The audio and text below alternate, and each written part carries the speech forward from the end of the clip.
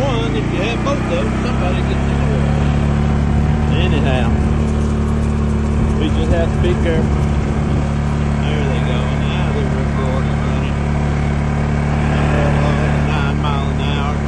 They have no trouble keeping up, of course. They could go a lot faster than that if they wanted to. Now they're back in front of me.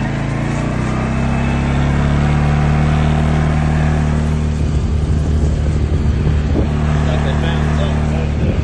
Come!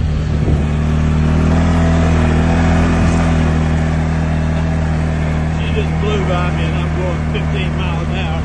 That's pretty cool. There went Leeza.